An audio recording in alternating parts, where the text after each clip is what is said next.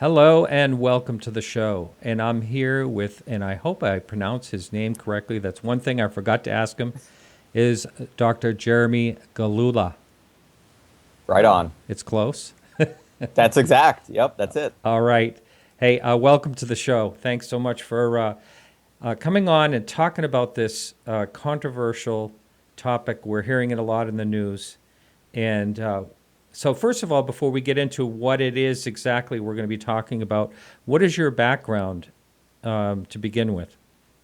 So, my name, as you said, I'm Dr. Jeremy Gillula. My background's computer science, and I'm a technologist that works at the Electronic Frontier Foundation. Okay. And have you, like, always had an interest in working with this type of organization, or how long have you been there, first of all? I've been with EFF for gosh, now it's been almost 4 years. And I before I started working at EFF, my background's actually robotics and computer science. So, Oh, wow. Yeah. in high school, in college, in grad school, I was always focused on robotics and building autonomous cars or drones.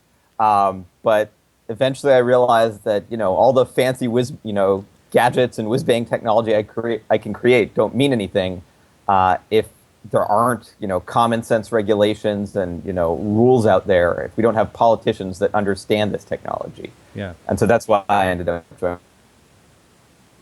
Yeah. Wow, that's exciting stuff too. That fascinates me too.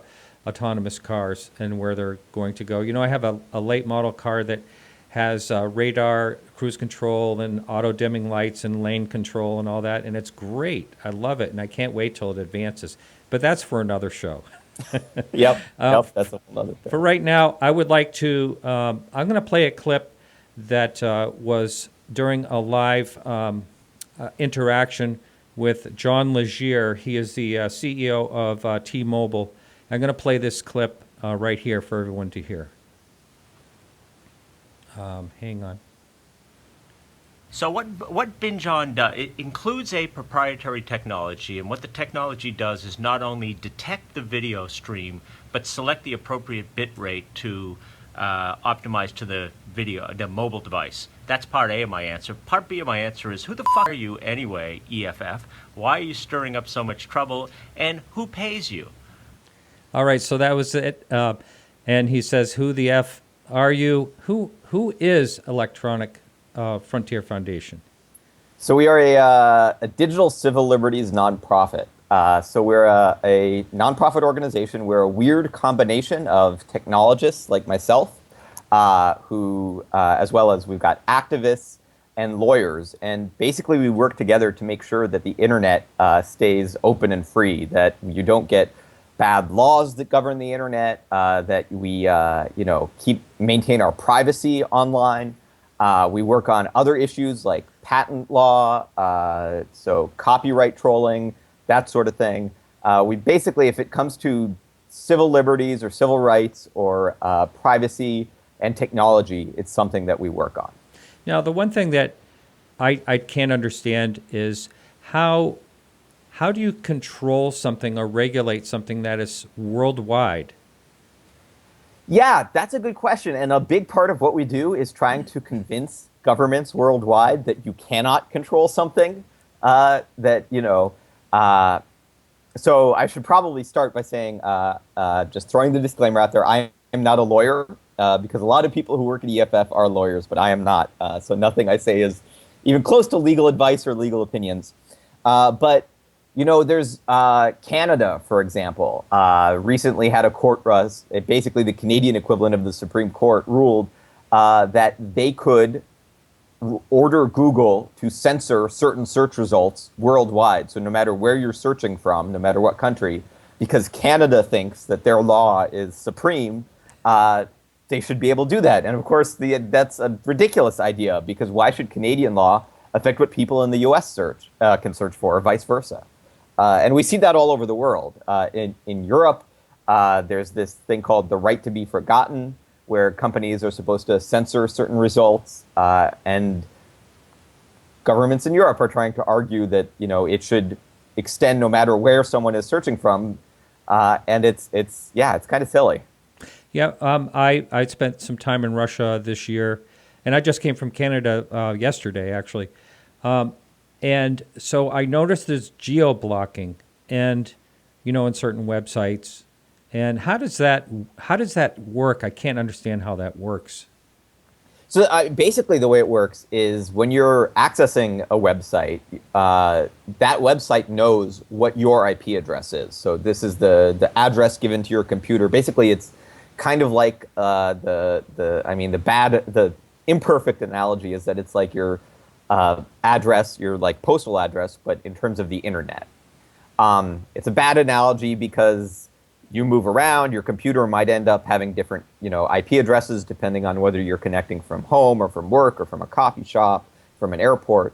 But that's the imperfect thing. And in particular, IP addresses generally correspond to certain geographic regions because your IP address comes from your internet provider, and your internet provider generally only serves a certain geographic area. And so that's how a geoblock works. They know that, these particular addresses come from the United States. They've been assigned to companies in the United States who then give it out to their customers. Or they know that this one comes from someone in Canada or someone in Russia.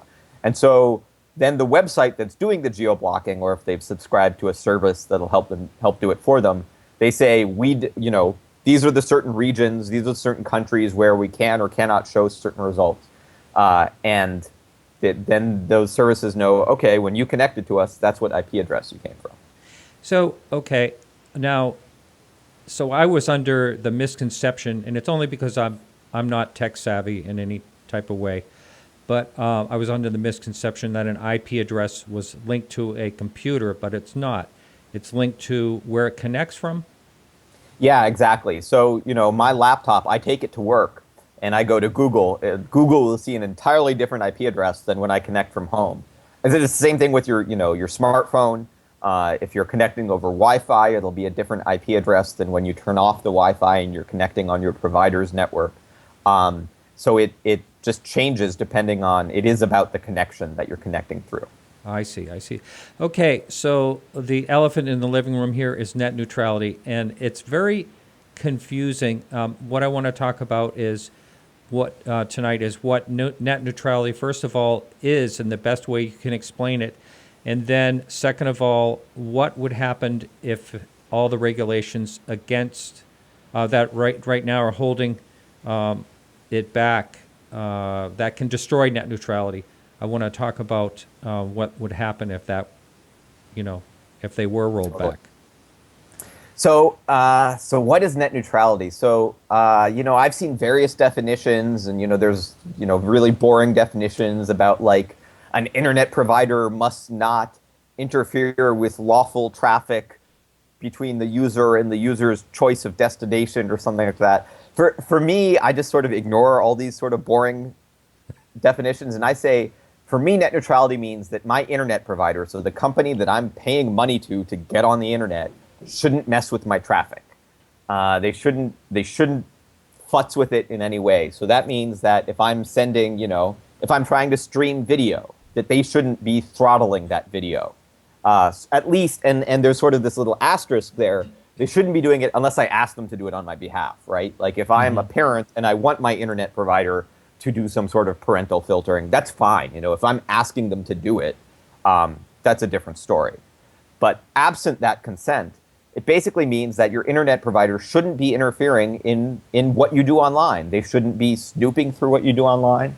They shouldn't be deciding, well, we're going to charge you for some data, but not other data because we like this data better, because this company paid us to give you free data. That's basically what it comes down to me. It basically comes down to when you get on the internet, you should be able to go wherever you want, do whatever you want. I mean, that's lawful, of course, without any interference, without your internet provider trying to think that they know what is best for you online.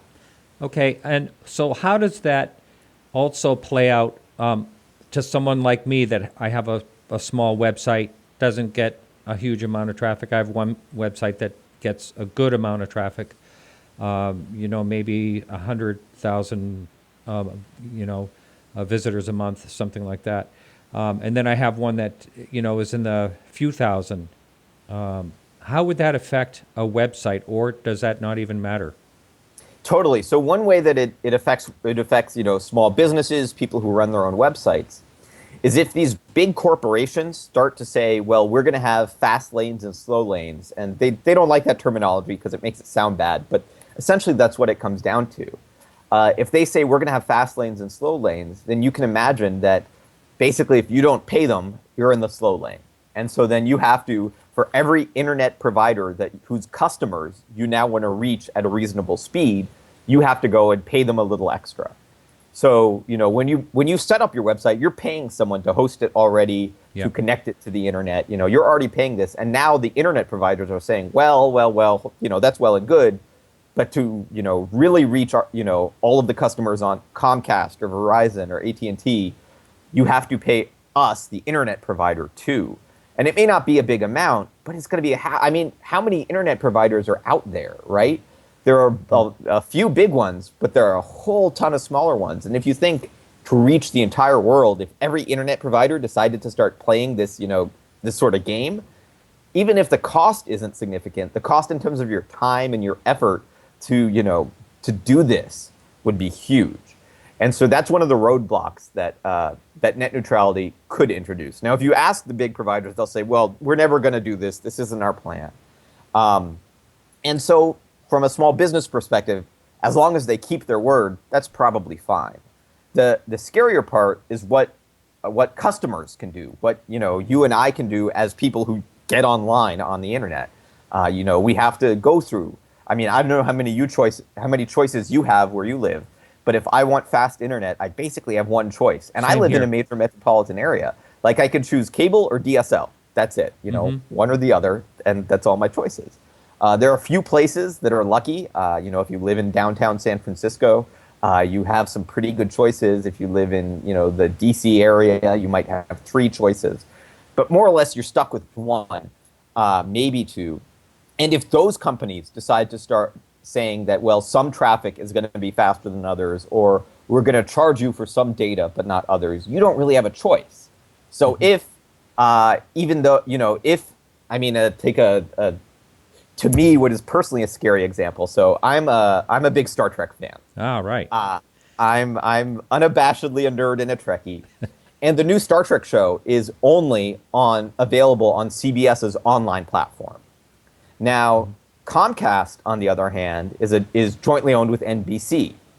And so Comcast could say, well, we're going to charge you extra to be able to access CBS's services. You can access all the, online NBC services you want, for free. They won't count against your data cap. But CBS, that'll count against your data cap. And so then I'm put in a position where the content that I want to get to, I end up having to pay more for effectively. And that's the sort of thing where we've already seen this happen. We've seen that Comcast doesn't charge customers to access its own content, but if you want to go access someone else's, it counts against your data cap. So there's that sort of scenario where it's already happening. And luckily, so far, the data caps have been generous, particularly on, fixed landline, cable or DSL connections. But if a company wanted to start, flip that switch, start, say, throttling the video so that it took up less bandwidth because their network was too saturated and they didn't want to pay to upgrade their network, you could see that would cause a problem. So there's lots of different ways that, interfering with net neutrality, treating some traffic different than others could be a problem. Now, this fast lane, slow lane type of thing, it's more of a slow lane than a fast lane, right? Isn't it? They're just throttling down or they're filtering down, slowing down, but it's always going to be just as fast as it would be otherwise. Do I have that right? Yeah, so the argument they've made sometimes is, well, it's not fast lanes and slow lanes, it's fast lanes and super fast lanes. But regardless of how you put it, they're talking about having 2 different tiers of traffic. And which tier it is doesn't depend on what, say, I'm paying as a customer. Net neutrality isn't about, I can pay $30 a month for, the slow tier of service, $50 a month for medium, $100 a month for super fast internet. That's still fine under net neutrality. It's not about that sort of thing. It's about once I've chosen that, then my internet provider is saying, well, now that you've got that, whatever, you've paid for our medium tier package that is, 30 megabits per second instead of 100 megabits per second, but that's fine. You're on a budget, It's the internet provider then saying, well, you've paid for that, but now beyond that, we're going to choose how fast things get to you. So some things may get to you at that 30 megabit per second speed. Some things may go slower. Some things may go faster. It may still all average out to 30 megabits per second. But again, the bigger thing we're seeing them do is because there was such, net neutrality, this issue has been around for a while. And so they've realized that doing that sort of throttling there's a lot of sort of pushback from customers because customers understand, like, oh my God, why are you controlling the speeds when I've already paid you to give me fast internet? Yeah. So instead, what they're really looking at is this idea of charging you and not charging you for data. So they mask it and saying, oh, you're getting some data for free. But what they're not saying is we're choosing what type of data you can get for free. You don't get to choose what data you get for free. And then we're going to charge you for all the rest of the data. And so if you've got data caps, you hit those data caps, then you have to pay more. And so they're doing a really good, marketing PR job of trying to cloak it in something that's good for customers. Right. When it's still fundamentally taking away customer choice. Wow. Now, in a case like this, it's always the term comes up, follow the money. I think that, this is just my own thoughts, and I haven't heard anyone say this, but it seems to me that someone is liable to make billions and billions and billions of dollars on this, and just a few people. I'm talking. Is that correct? Well, it's certainly true that for the internet providers, this is all about the money. They see, they're already getting paid by their customers, and then they see this opportunity to either, to the internet providers, essentially, they want to start differentiating the market so they can extract the most money from all of their customers. So that, some customers, will say, oh, I don't need the special package that lets me see Netflix and Facebook because I don't use those services. Whereas someone else might say, yes, I'll pay the extra $5 a month to use those services or to have those not count against my data cap or something like that. And so for them, it really is about trying to extract the maximum amount of money from their business, from their customers, but then also on the website side, saying, we could also extract money from websites because we have all these customers, and if websites don't pay us, then they will not reach our customers, or they'll reach them at a slower rate, or the data that comes from your website will count against my customers' data caps. And so they'll be less likely to want to use your website because they're worried about hitting their data caps. So it's definitely about the money in the end. I mean, Comcast has, Verizon have no reason to really, I should step back. So for the most part, it's about the money. The other scary thing about net neutrality is it gives companies like Comcast and Verizon and AT&T the opportunity to start censoring what their customers can see. We haven't seen this happen, thankfully, so much in the US, but we did see an example of this in Canada, actually. And I don't know why I'm ragging on Canada so much this show. I apologize. I love Canada. Wonderful place. But we did see that there was an ISP, there was an internet provider in Canada, which was in a contract dispute with one of its unions. And I forget exactly which union it was, but it was one of the unions where a large swath of the employees came from that union. And they decided to block their customers' access to the union's website. And, one day it's an internet provider, again, I don't think it's likely that Comcast or, AT&T, NBC, or Verizon, they're going to start getting into the political game because they know it would be suicide for themselves. But you could see a small ISP, a small internet provider, in the rural South deciding, well, we're going to start blocking access to pro-choice websites. And you could see a similar small internet provider in Boston saying, we're going to start blocking access to pro-life websites. It goes both ways. It doesn't matter which side of the aisle you're on. You don't want to give your internet provider the power to start deciding what you can and can't access on the internet. Now, again, that's a much smaller reason that internet providers have said they want to get rid of net neutrality. The big part of it is definitely money. But it's something to sort of keep in mind in the back of our heads. Right, right.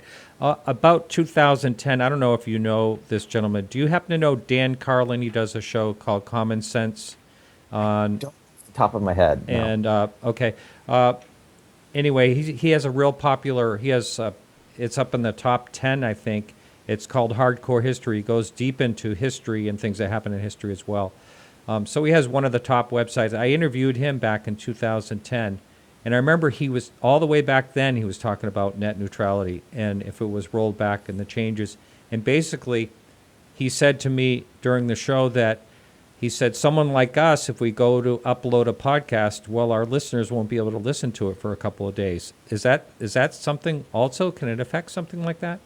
I mean, I don't know if it would work like quite like that. I mean, it could be that, you end up because your internet provider detects that you're uploading a podcast, that they slow it down and say that's not important traffic, and so it's slowed down compared to everyone else's traffic. Now, again, another thing, because there's a lot of sort of technical nuance here. If you as a user say to your internet provider, yes, it's okay if you slow down my podcasts compared to, say, my live video conferencing, because I want that to be snappy. But if I'm uploading a podcast in the background, it's okay if you slow that down in comparison to my other traffic. Again, net neutrality says that's fine because you've asked them to do it and it's your traffic. But if they say we're always going to slow down all podcast uploads compared to, say, other people's video conferencing, even though you're paying the same amount for the same speed, the same internet, your internet provider doesn't know if that podcast is an urgent, breaking news you want to get up there or not. They can't detect that automatically. And so I don't know if it would do the sort of keeping it from being seen for a few days, but there's definitely ways they could interfere with it, for sure. Now, what about sites? I know Netflix takes a lot of bandwidth, like 30%, I've heard. But what about like YouTube? Would that affect YouTube, or could, say, Netflix and YouTube be part of a package that you'd have to buy if you wanted to visit them? I mean, is that one thing they could do, something like that? That's exactly the sort of thing they could do. Now, again, there's a lot of pushback because once people start realize that what they're talking about, when you think about a package like that, is essentially the cable TV-ification, for lack of a better word, of the internet, where it's, oh my God, now I have to pay an extra $5 to get this channel, and an extra $10 for this package, and an extra $10 to get this package, but I only want that one part of this package. I only really use YouTube, not Netflix or something. I don't even pay for Netflix, but I still have to get both of them. And, that's the sort of thing they've realized there's a lot, the internet providers have realized there's a lot of pushback on. And so instead what they've decided to start doing is saying, we're going to throttle all of the video. This is particularly mobile providers, T-Mobile, AT&T Mobile, Verizon, Wireless. They've said, well, we're just going to throttle all of the video because most of our customers are only, watching clips of YouTube on their screens or on their, small cell phone screens. And what it doesn't take into account is that there are also plenty of customers for whom their mobile connection is their only internet service, and they might plug it into their TV and want to be able to watch something in HD. And they know that that's going to eat a lot of data, so they've paid for the data. But despite that, they still can't watch it at high quality because this video is being throttled. And in some of these plans, there's no way to opt out of that. And so that's a scenario where we're seeing that the internet providers are basically declaring war, in some sense, on customer choice when it comes to what level of video you can access on your mobile plan. We haven't seen this happen on landline connections yet, but that is the sort of thing where definitely, if I'm someone who specializes, if I make a podcast that criticizes, critiques special effects in movies, I'm going to want it to be seen in HD because I want to, show how awesome this special effect was or something like that. And if now nobody on mobile can see that, it's really going to sort of cut down on the popularity of my podcast. Right. Now, who pays for the general overall infrastructure of the internet? Essentially, everybody is the right way to describe it. I mean, so you and I pay our internet provider to get on the internet, and so we're paying them, and of course, internet providers, it takes a lot of money to build out that infrastructure, to run all the cables to our houses, to our buildings, to our workplaces, to put up cell towers. It's a lot of. It's a big operation. And on the other side, if you have a website, you're paying some company to host the website. You're paying them, to connect your website to the internet. And as part of that, they will then either pay either the hosting company has a direct connection to other internet networks, or they're paying an internet provider too. It's probably not a Comcast or a Verizon, although it could be. It depends. And then there are these other larger companies called transit companies. And these are the companies you don't really hear about. They've got names like Level 3. Actually, Verizon, AT&T, and Comcast have all gotten to some degree into the transit business. And these are the companies that connect internet providers together. I mean, this is, for those who are watching the show and know the nitty-gritty technical details, I understand that I'm trying to keep it at a pretty high level.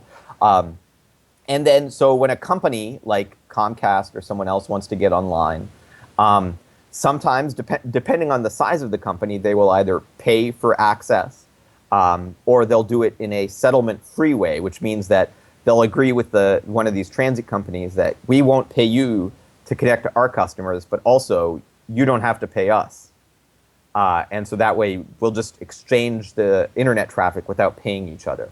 And so basically what it comes down to is there's lots of different companies in the internet ecosystem, and they're all, Netflix and Google are part of paying for this infrastructure, because when Netflix wants to connect one of its data centers to, say, an internet provider network, or put a caching service inside an internet provider's network, they may arrange a payment system, they may not. When Google wants to put up a data center somewhere, they're going to have to pay for the infrastructure for that data center. So it really is just essentially everyone is paying little bits here and there, and it all goes into this internet infrastructure. Now, when I have my podcast, I have to use a separate server, like Amazon, for instance. I use Amazon 3, I think it's called. Yep. And I pay per month, I'll pay a bandwidth charge. So that's one of the ways of paying out there. Now, how does a company like Netflix, they must have to, am I talking about two different things? Or do they have to pay for every time someone, watches a movie? So no, it's the same sort of thing. Now Netflix probably has some fancier, more complicated deals. But if you were to think back in the day when Netflix was first getting started, it's probably a little simpler example. They had to pay someone to get onto the internet the same way you and I do, and so they would pay some company to connect their servers to the internet. And then that company, it could have been a transit company or a large ISP, would take the money and connect them up, and then roll that money into paying for infrastructure upgrades. Now Netflix probably has some fancier deals. They deal directly with, because so much of their traffic goes directly to home internet users. They have specific deals with the Comcasts and the Verizons and the Charters of the world. But certainly, if you're talking about someone like you or me, or someone trying to set up a small business, a startup, something like that, it's the same sort of thing. You pay someone to get you on the internet, and that person either connects you directly, or they pay someone else, who then connects them directly, and that's essentially how it all sort of rolls in. Now, what about how would rollbacks on the regulations affect the music industry? I know that's mostly digital now. Would there be any effects to them as well? I think, again, one thing you could see is different internet providers treating different music services in different ways. And so if you're an artist who happens to be on one music service but not another, it could dramatically affect the popularity of, where your music gets to it. It's not going to affect someone big. It's not going to affect the Rihannas and the big artists of the world. But most of the music industry, or at least people-wise, is not big artists. There are only so many big artists. And, if you're trying to get your music out there and all of a sudden, because the company that you were distributing your music through couldn't get that deal with Comcast or couldn't get that deal with Verizon, and now if someone is trying to listen to your music, it's going to count against their data cap, and people are going to say, well, I'm not going to use that service. I'll go somewhere else. I'll find someone that doesn't count against my data cap. And we've already seen this. T-Mobile has this program. They used to have this program. I guess they phased it out by now, called Binge On, which was sort of a successor to their Stream On program, where certain music services wouldn't count against your data cap. But there were plenty of independent music services that went to T-Mobile and said, can we please be a part of this so that people can access our music, the artists that, are part of our collection. And it would take T-Mobile months to get them through the process, if they did at all. There were plenty where T-Mobile just never got around to it. And, that's a scenario where, again, this is T-Mobile. Theoretically, they're claiming they're doing something that's great for users, because now users don't have to count music against their data caps. But the sort of asterisk is, it's the music that T-Mobile has chosen to prioritize that doesn't count against your data caps. Wow. Isn't that something? So as far as the U.S. government and regulations, what is Title II? Oh, yeah. So this is where it gets more arcane and boring. So basically, let me see how I can make this slightly, well, at least not as boring. So there's this part of the federal government called the Federal Communications Commission. Now, traditionally, that's the FCC is the government body that regulates the airwaves. So they're the ones that decide who gets what part of the spectrum. They hold auctions on spectrum so that if Verizon wants to roll out more cell phone service, they can bid on it. And then, because the airwaves are a limited commodity, there's only so much bandwidth, so much spectrum in the airwaves, in the radio waves that people can use. And so that's why we need no one disagrees that you need some government entity to be able to regulate that. Otherwise, you'll just get, Verizon trying to transmit over AT&T, trying to transmit over some pirate radio station or something like that, which is not a scenario we want. But more recently, so the FCC also regulates cable television and broadcast television.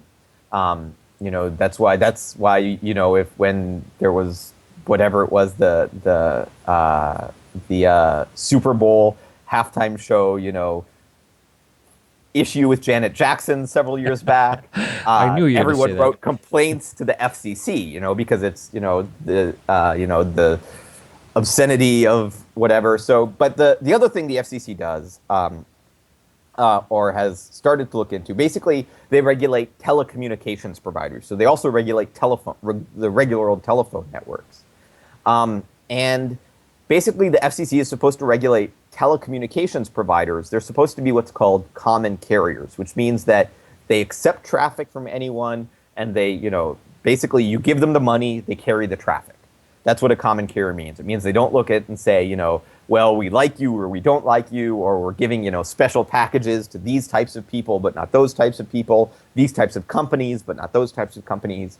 It's basically supposed to be essentially neutral. And so Title II is the part of the Telecommunications Act that regulates how the FCC is supposed to treat common carriers. And it also says what common carriers are supposed to do. It says, if you're AT&T, you can't just decide, I'm not going to, carry phone calls that are coming in from Verizon customers anymore because I only want people on AT&T to call other people on AT&T. You can't do that because it would just break the telephone network, right? Yeah. So about 2 years ago, the FCC said that, well, it's gotten to the point where we've realized that internet providers are the common carriers too. So they also count as telecommunications providers because they're providing a telecommunications service. Mm-hmm. When you go to your internet provider, you're not saying, you basically, when your computer talks to your internet provider, it's saying, here's some data, send it to this destination. And that's it. That's really all your computer's doing. And that's basically what a common carrier does. It gets some communications from the user, the customer, and carries it to some final destination.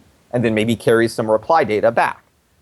It used to be that was, 100 years ago, that was just phone calls. Well, now it's phone calls and data and internet traffic.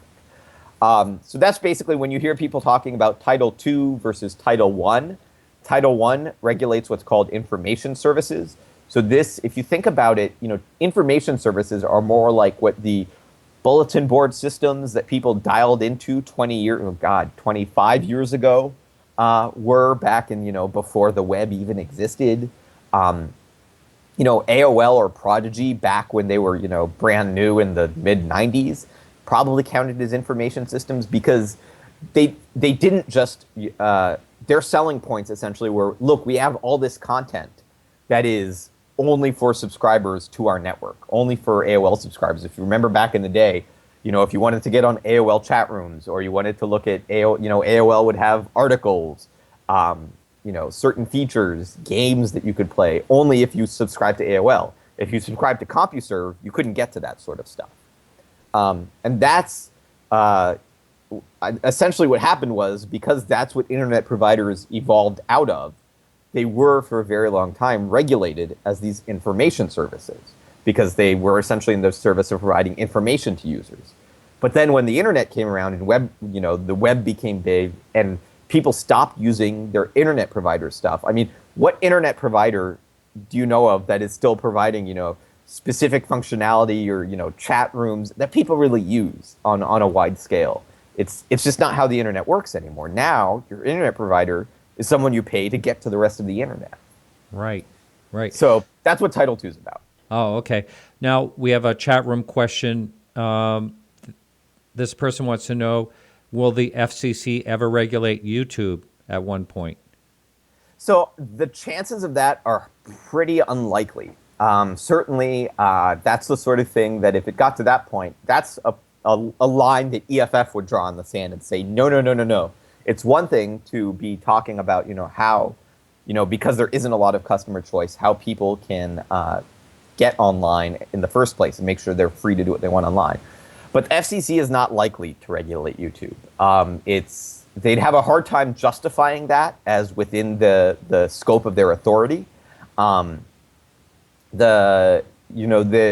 might see something. I mean, I can't think of a scenario where the FCC would, really in any successful way be able to say, we're going to tell YouTube how to operate. Yeah, it's pretty unlikely. Slippery slope, and then what about Vimeo and all those other, Exactly, and that's a big difference too. I think, which is important to remember, is that as we talked about, for internet service, you basically have one, maybe two choices. If I'm going online and I want to post a video somewhere, I can post it on YouTube, I can post it on Vimeo, I can post it on Facebook directly, I can host it myself on my own website. There's a bajillion different, ways that I can get my video out there. Mm-hmm. But only one, company that I can sign up with to get it to actually upload onto the internet in the first place. And so it's that sort of bottleneck, that gatekeeper effect, that's what we're really worried about when it comes to net neutrality. All right, say that the regulations stay rolled back, that they don't, and I want to talk about them and why there is a potential change. But just say that they are kept the way they are. So I should clarify. Right okay, now, they are in place. Right now, the net neutrality regulations are in place. What's happening is the current head of the FCC has a proposal to roll them back. I see. And he's very strongly committed to rolling them back. So that's the danger at the moment. And is there anything coming up that may be voted on? So they haven't announced a vote yet. So the way it's, again, you get into this arcane process of how the federal government works. So they've put out, the FCC has put out what's called a notice of proposed rule making, which is a fancy way of saying they've put out there what they think they want to do. And they're required to do this by law. They have to put out basically, here's what we think we want to do, and give people the chance to comment. And then after that, they can either decide to move forward or decide to adjust what they want to do or decide, oh God, this was a terrible idea in the first place. So they put that out, and they basically said, our plan is to roll back these rules and have companies commit to voluntary pledges that they promise, cross my heart and hope to die, swear on my mother's grave that we won't, start interfering with customers' traffic. I mean, the problem is they've already done it in the past, so there's no reason to believe them. And also, if they decide to break the promise, there's no enforcement mechanism. Now, the reply period has finished for that. The comment period is finished for that. So the FCC has gotten, I want to say it's now in like the 8 million plus range of comments, although even that number may not be quite high enough. Wow. And now the ball is essentially in the FCC's court. The FCC, so the commission is made up of 5 commissioners. It's traditionally 3 of whatever party is in power in Congress, in the White House, I should say, and 2 of whatever party is not in power. So there's currently 3 Republicans and 2 Democrats. I don't know why this is a partisan issue, but for some reason the push to roll back net neutrality has been spearheaded by Republicans. I feel like these issues affect people of either party equally, so I don't understand it, but that's the way it has shaken out.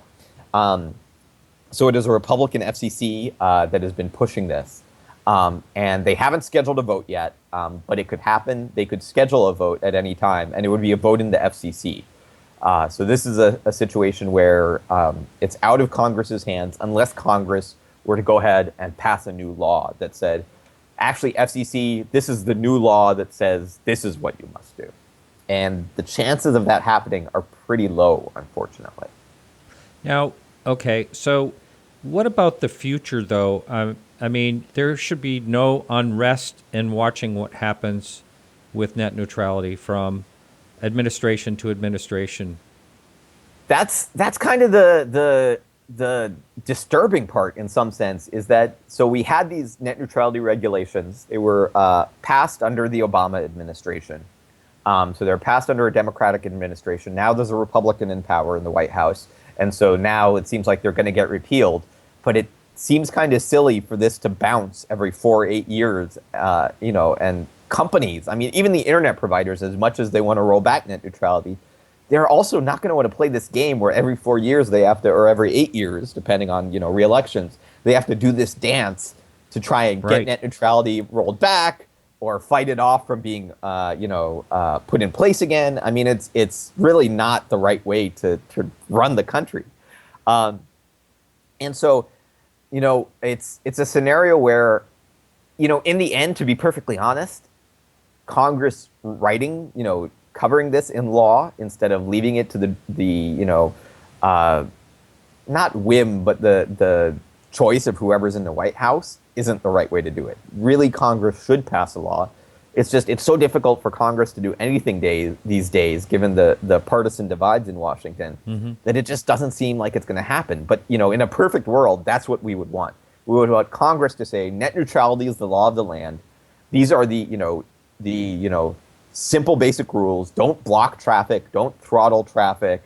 Don't interfere with traffic. Here are the privacy rules associated with that. And, and that's it. And after that, run your ISP however you want. We're not going to regulate you. We're not going to, set prices or anything like that. It's just, don't block, don't throttle, simple rules, and go forward. Don't treat data differently. But that's, it's anybody's guess how this will end up. So what is in it for them? Why are they trying to change things? So the FCC is trying to change things because the current chair of the FCC was a former lawyer for Verizon. And I guess unfortunately, that's how there's a lot of, actually EFF for a long time was very much against. So against the FCC trying to enforce net neutrality because we were worried that the FCC is essentially what you call a captured agency. So what that, for those who aren't, don't know the political jargon, it basically means a federal agency that is run by a revolving door of people from the industry it's supposed to regulate. And that's essentially how the FCC has been. Now, sometimes that's useful because the people in industry know what's going on, and so they know what types of regulations do and don't make sense. If they're going to be regulating how the spectrum works, I sure hope they know what the different companies want to do with the spectrum. But on the other hand, you also get scenarios where you get former Verizon lobbyists, former cable industry lobbyists. And so we said, we can't trust the FCC. Eventually, it got to the point where just there was so little market power in terms of customers being able to choose different internet providers that we said, look, it's getting bad and we need something. And the FCC is the least bad option, and it still sort of is. That's why we would want Congress to go forward with something. But essentially, it's a captured agency, and there's big business that is pressuring. I mean, it's like you said, you follow the money. It all goes back to the money. And these big businesses want to extract as much money as possible.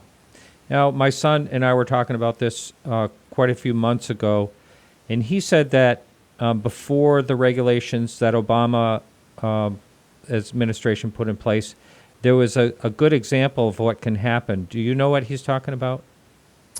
I mean, there's a bunch of examples. So at one point, Comcast was interfering with BitTorrent. That was in some sense what kicked off this whole thing. So BitTorrent is, for those who don't know, it's a protocol for peer-to-peer downloading. It does have a reputation for being used a lot for copyright infringement. But for tech nerds like me, it's also the way that if I want to get a new Linux distribution, a new operating system for my computer, that's how I download it, is through BitTorrent. If I want to share, public domain material, you can share it through BitTorrent. And so Comcast was basically resetting people's BitTorrent connections because they thought that was a good way to manage their network and deal with congestion, and sort of instead of actually dealing with congestion by either upgrading their network or not overpromising the bandwidth that they could deliver to people, or making sure that people got the bandwidth, each individual got the bandwidth that they were allocated. And so that was an example where, people were doing perfectly legal, legitimate things. I'm trying to download a new copy of some open source software, and I can't because Comcast is interfering because of the protocol that I'm using. We've seen other examples. Pardon me. So you're saying you're trying to do something that's perfectly legal, but you're using something that is also used for something illegal, like copyright infringement, but you can't access it because of that. Well, and even that, it wasn't that Comcast was doing it because of copyright infringement. They were doing it because at the time BitTorrent was taking up a lot of the bandwidth of their network. I see. And they thought that was the way to do it, not to actually, make sure that individual users got the bandwidth they were allocated. They thought, oh, well, if someone's using BitTorrent, that just means they're a data hog. And so, poof, we're going to mess with BitTorrent. I get it. That was essentially their rationale, and it's a little flaky. There are other examples. At one point, there was a ISP in North Carolina that started blocking VoIP calls, voice over internet protocol.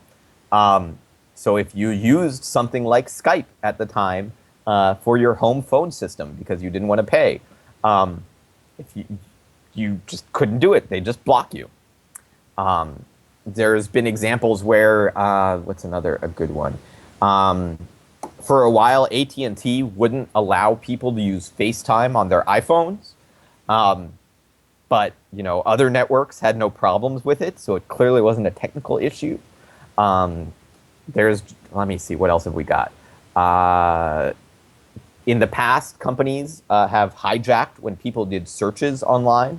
So if you were in your browser and you just, in the URL bar typed in a search like the Everything Show, they might hijack that search and say, well, some company has paid us to, when we see these queries, go directly to a certain web page. So a good example is if you were, actually a better example is, you're looking up the local Apple festival at your, county fair or something like that. So you type in Apple into your search browser, into your search bar. If Apple had paid your ISP to redirect all searches for Apple directly to the Apple website, you wouldn't even see the search results. You'd go directly there and you'd be like, wait a second. Wow. I was searching, not trying to go to apple.com. Things like that. I mean, I could go on. There's plenty more examples. Stripping encryption. Yeah, it's bad enough as it is. I do a lot of research in fine arts and antiques, and a lot of times I'm trying to research something, and if someone's like popular, like an artist's name also matches like a celebrity's name, forget it. You can never find out any information. It's just, and at least there you can look at the search results, right? I mean, this was, you don't even get to see the search results. Right. Now, how does net neutrality as it stand, does it help our privacy the way it is? So sort of. So as part of the reclassification of internet providers as common carriers, another thing common carriers have to do is there are specific privacy rules. So for example, your telephone provider can't, sell what numbers you've been calling to whoever wants to see them. It's just, that's a common sense privacy thing. So when internet providers got classified as common carriers, that also meant that there were going to be some privacy rules that were going to be imposed upon them. That they couldn't sell your data, your browsing history. They couldn't use it to market advertisements at you, that sort of thing. Now, some of your listeners may remember that earlier this year, in the beginning, probably I guess it was March, April of 2017, the US Congress ended up blocking these privacy rules from going into effect.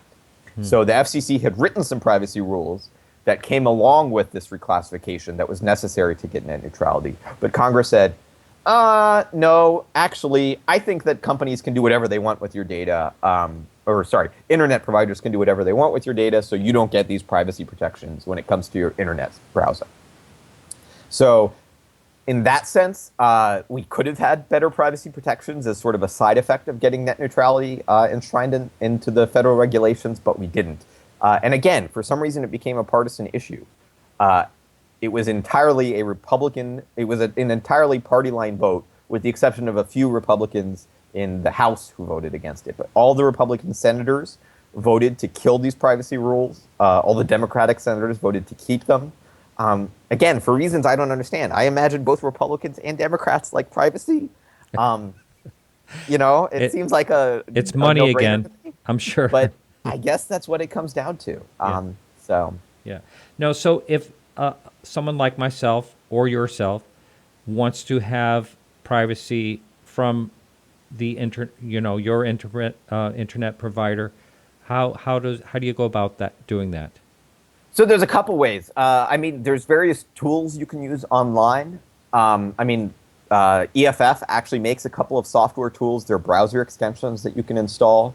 HTTPS Everywhere and Privacy Badger. If you just go to the EFF.org website and look up in the top right, there's a little tools menu that you can look at. You can use a VPN, a virtual private network. The trick there, though, is you're basically just shifting the trust from your internet provider to the VPN provider. So that just depends on who you trust more. Certainly, if your VPN provider is free, I don't think you should be, generally speaking, if it's free, they're making money somehow, and it's probably by mining the data that goes through the VPN. The biggest thing is that although the rules got blocked at the federal level, several states have tried to pass basically the exact same rules on the state level.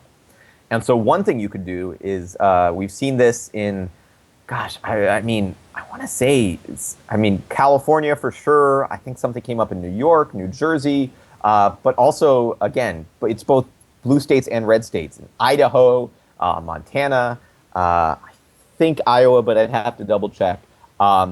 So talk to your state legislators, talk to your state, representative, your state senator, and tell them that you think it'd be a good idea if your state took the lead on broadband privacy. Because this is a thing where, we talked at the top of the show about regulating the entire internet. Regulating internet providers is not the same thing as regulating the entire internet, because you're regulating, Comcast operates in my local vicinity, right? They have to have a franchise agreement with my, city or my county, my town.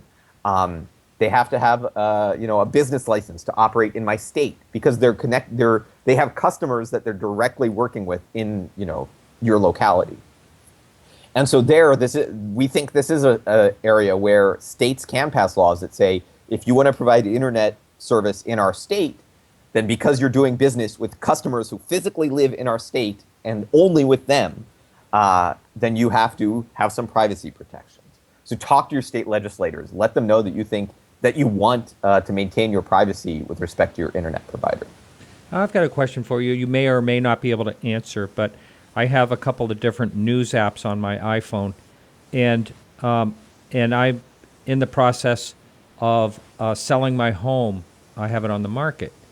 But even before that, just like a few weeks before I actually signed the papers and all that, all of a sudden on one of the news apps, I get these advertisements. How much is your home worth? And on and on and on. How on earth did they know that I was thinking of selling my house? Or was that just a fluke? They're still on there now. It's possible it was a fluke. I mean, the question is, what sort of searches were you doing? What sort of websites were you visiting? I mean, if you were doing research about, home values, how to set up your home for the best, open house, that sort of thing. How to, 10 projects you should do before you put your home on the market, that sort of thing. Then you were being tracked either by your internet provider, who then, said that we can target ads to you. They told some company that, is doing something with home values and said, we can show ads to Martin about home values. Or you were tracked just by embedded, essentially what we call third-party trackers online. So this would have been, content embedded in the websites you were visiting. And to be honest, this is almost a topic for another entire show. Wow. I could talk about third-party trackers for probably a whole nother hour. There's plenty of material on the EFF website, or you just pick your favorite search engine that you trust and look up third-party trackers, and I'm sure you'll find articles on the EFF website. Yeah, well, I'm sure, and you could probably do a show almost about Facebook, couldn't you? Yeah, I mean, Facebook is a big one. If you were talking about this on Facebook, if you were clicking links from Facebook to other sites, or even if the sites you went to had the Facebook like button on them. That's one way Facebook tracks what people do when they're not on Facebook. And so, yeah, Facebook could also be a whole nother show. Wow, yeah. And it's all gearing, in a way, it's like it goes back to our privacy, because all these things are gearing up to send us to places that will spend money, Yep. So anyway, back to net neutrality. I guess I'm going to ask you this question is, all right, what is the other side? What is their best argument for the free-for-all? So I can tell you what I think their best argument is. I'm obviously a little biased, and so apologies if people are listening to this and think I butchered this. I'm honestly going to try and do it justice. And part of this is biased because, to be perfectly blunt, EFF tends to be a fairly libertarian-leaning organization. Because the whole idea of regulating the internet doesn't make sense because it's a worldwide thing. And so to me, it's the libertarian argument that by regulating internet providers, you're cutting down on the innovation that they could have. You're forcing them not to charge people that want to pay extra for the Facebook package or the online video at HD package or the BitTorrent package. You're keeping them from differentiating the market in that way, coming up with new ways to charge people for these things. And there's a grain of truth to in a world where internet providers could do whatever they want. Maybe they would start mining all of our data. Maybe an internet provider would start mining all of our data to provide, super fast, free internet access. But that's not what we've seen. I mean, now I'm going to digress and go back to the other side again. It's not what we've seen so far because, with AT&T, they actually have a plan where they charge you more if you want to keep your privacy, but they're still charging you, $60 a month, even if you don't want your privacy.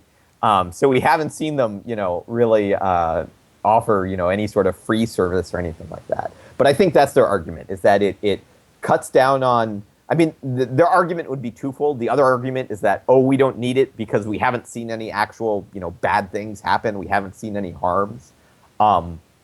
That argument I don't think is very good because I've listed off a bunch and I've got plenty more. It's pretty disingenuous. We've seen internet providers do pretty creepy and pretty, terrible things when given the chance.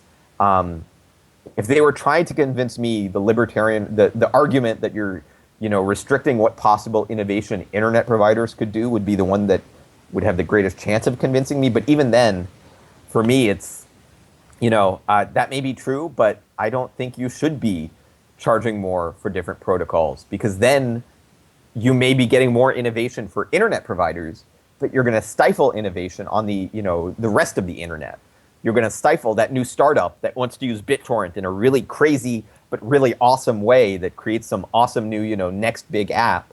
They're not going to be able to do it because now people have to pay extra for the BitTorrent package or something like that. So it's that sort of thing where, it's true. The internet providers might get to innovate a little bit more in pricing schemes, but in terms of overall value of the internet as a whole in our lives, I don't think it tilts the scales for me. Right.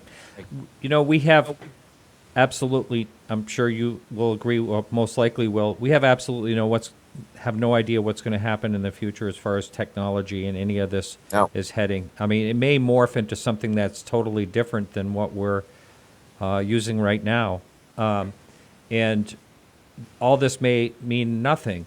But what do you see the future? I mean, do clouds make any difference, or is there any type of future that you're seeing we're heading toward right now where net neutrality is important? I mean, I think the big one is towards a future where, where people are. I mean, it's kind of the stupid extrapolation. People just spend more and more and more of their life online, right?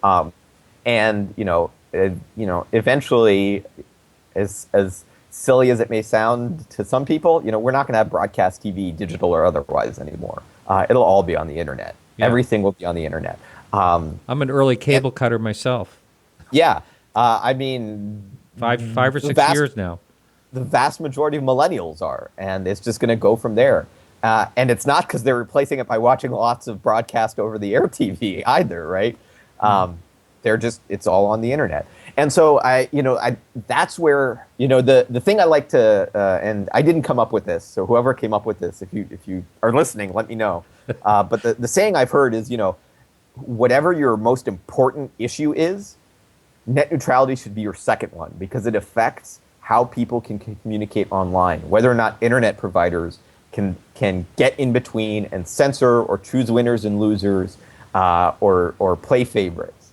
And so, because the internet is just a bigger part of our lives, if you're whatever political or nonprofit cause or your favorite hobby, whatever, it doesn't matter, because in the end, you don't want your internet provider deciding, well, this is some collateral damage from some other business decision we've made that decides what does and doesn't count against your data cap, what services do and don't you can or cannot use on our internet platform. So, I feel like it's every future where net neutrality matters. Well, I think that's a really good message. Saxton in our chat room is using the EFF's Privacy Badger browser extension, and he's awesome. He's giving it out to other people in the chat room. Yep, that is a good one for protecting. It won't as much protect it from your internet provider, but it will protect it from I was talking about the third-party tracking online, and that's exactly what Privacy Badger takes care of. I will say that if anyone is downloading Privacy Badger, if it doesn't work for you, let us know. We're constantly trying to improve it, and so instead of just giving up on it, give us feedback, because we want to make it better. We really do. And it's free, it's open source. If you like playing with JavaScript, you can contribute to the code, because it's open source. But yeah, so that's great to hear. So if the average Joe out there thinks net neutrality is important, what can they do? to help? So for now, I would say the biggest thing is just keep an eye on things, stay abreast of the situation. Read the news. The comment period is over. One thing you could do again is write your member of Congress, write your senators, and let them know that this is important to you. Because if it does end up in Congress, and it could end up there, whether or not we'll actually get anything out of it is unclear. But if it does, Congress decides to take something up, we want them to do the right thing. And so, there's no bill right now in Congress, at least certainly none that seems viable and realistic that would enshrine net neutrality into law. But it could happen. And so basically right now, just the best advice I can give is be ready to act when it matters. And otherwise, we just try to keep the drumbeat up on sort of the background to make sure that members of Congress, the administration understands that this is an important issue, and people see through sort of the BS that a lot of the internet providers are putting out. There's propaganda out there too. Oh, And yeah, for sure. I know we're at the end of the show or near the end. If you want to talk about the propaganda, where it's being, who is being pushed at, and what are they saying? So I don't know who they're targeting so much. I mean, I think part of it is the propaganda gets put out there to target, people in power, Congress, FCC, their staff, or to some extent, people who don't pay very close attention to the issue. Because this is an issue where I feel like, on the surface, it's very easy to listen to the ISP propaganda and think, oh yeah, that makes sense. Why would we want the government regulating the internet? Because that's what they say it is all the time. They're like, keep the government out of the internet, roll back these oppressive Obama regulations. Yes. But if you dig down for like 5 minutes, you realize, wait, we're not regulating the internet. We're talking about internet providers, which is a whole different thing. A Comcast is an entirely different beast than a Netflix or a Google or your or my website. It's totally different. We're not talking about regulating those sorts of things. We're talking about internet providers. And so that, I think, is, the propaganda really sort of preys on the idea that that you're not going to dig very deep and you're just going to, go with what they say. And so, I mean, and, I would say the other thing, in sort of full disclosure, if you think what I've been saying is propaganda, go research it yourself. Go take a look and make your own informed decision, because that's the best way, that you can act in this world. And so I agree. That's what I would say is, do a little research, take 5 or 10 minutes, and make a decision about this important issue. Now, when you say vigilant, you have to really be vigilant and watch. There's no chance that this could be snuck into a bill somehow. You know how they do that? Congress can do that sometimes. I mean, it's possible. I think it's unlikely. Certainly, I think if they tried, it's not this sort of scenario where they could sneak it in and it would completely pass without any sort of uproar or alarm. It might be the sort of thing where one, chamber of Congress sneaks it in, but then for the other chamber to agree to it, by the time it gets to the other chamber, we'll know about it and be able to raise the alarm. I mean, one thing you can do, and, again, this is sort of shameless self-promotion, but you can sign up for EFF's mailing list, and that way you'll get alerts if, it's an emergency and we need people to contact their members of Congress, right away, that sort of thing. But if you don't want to do that, just stay on top of the news. You could go to EFF's website. But this isn't an issue that seems likely to get snuck through, fortunately. At least, fingers crossed, I hope. Right. One comment in the chat room, just to throw by you. If, now I don't know how to pronounce his name, Paya? Yeah. Yeah. If he stays, Chairman net neutrality goes, be honest. So I don't know about permanently. I certainly think, so Congress actually just voted along, or the Senate just today voted along near party lines. I think there were like 4 Democrats who voted to reconfirm him as chairman of the FCC. And he's the one who's been the driving force. I mean, him and the two other Republican, well, I guess right now, I don't know if they've even filled the seats yet, but certainly he's been the driving force here. And so it's entirely likely that he will push forward with this rollback of net neutrality, but then it could go to the courts because when an agency changes its mind or does a new rulemaking, it's susceptible to judicial review to make sure that the decision-making process was correct. And so we could still win in the courts. And even if we, lose in the courts, again, it gets back to a situation where neither party, certainly the companies and people like you and me, we don't want this sort of ping-pong game of whoever happens to be in the White House deciding what happens with net neutrality. And so even if we lose now, it could mean that we get to a point where Congress has to write a law. And then we have to make sure that Congress writes a good law about net neutrality. So certainly, I think in the short term, the fight is complicated and definitely going to be there, given that Pi got reconfirmed. But I don't think it's over by any stretch of the imagination. We've got a lot of ground to cover yet before all the nails are in the coffin for net neutrality. Can you tell me the type of person that is a funder for the EFF? So the vast majority of I should have said this at the outset. So the majority of our donations, so EFF is a nonprofit, come from individual members, individual contributors. So people who just, care about the sorts of issues EFF works on and donate. Some donate more, some donate less. We have different membership levels. We definitely have some bigger donors. And we've got, college students who, donate, $40 a year because that's what they can afford because they're, just trying to make it through college. We get a tiny bit of money. I want to say, I think it varies from year to year. Some years it's like 20%.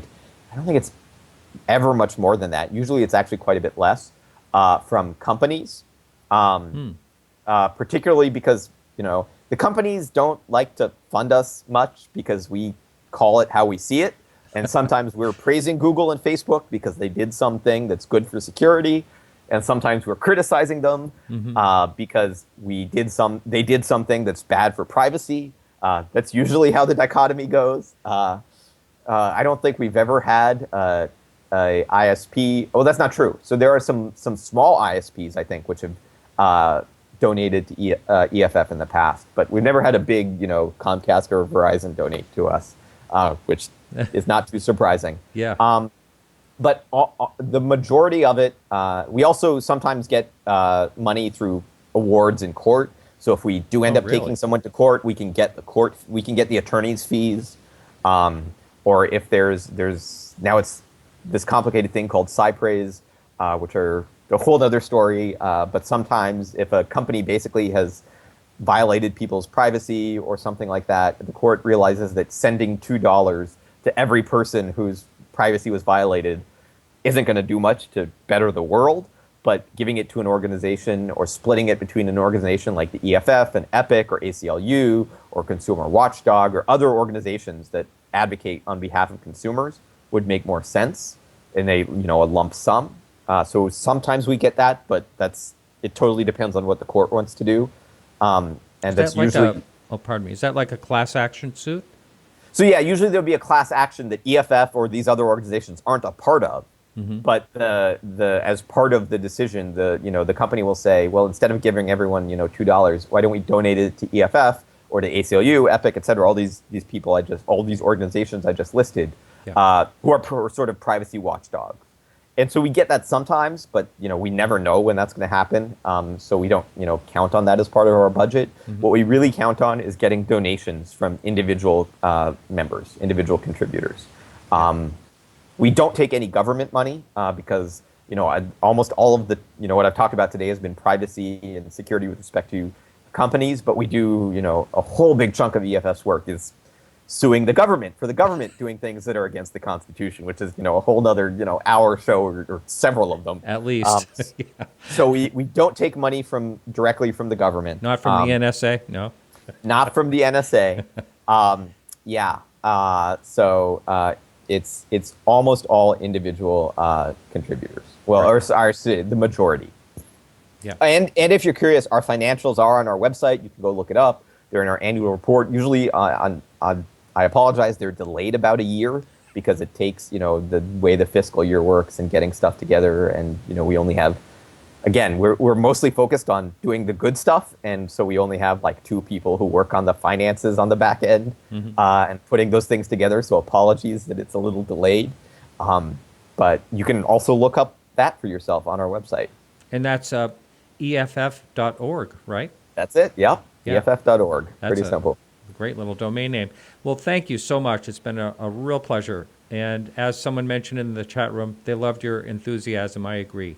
Thank you. I appreciate that. I try to make it interesting because I know net neutrality can be sort of a stodgy, dull subject, but it's important, and so Yeah. that's why I try to make it sound a little more interesting. So thank you so much for having me. I really appreciate And it. thank you for trying to make a difference. Absolutely. I'm happy to. All right, excellent. All right, you take care. You too. Thanks so much. All right. All right, everyone. So that's it for the show. And we are going to be back next week with Dr. Jeffrey Bennett, and he's going to be talking about Einstein's 100 Years of Relativity. Dr. Jeffrey Bennett, astrophysicist, great guy. Very, very interesting. All right, everyone. So this is Martin Willis, and thanks so much for joining in today.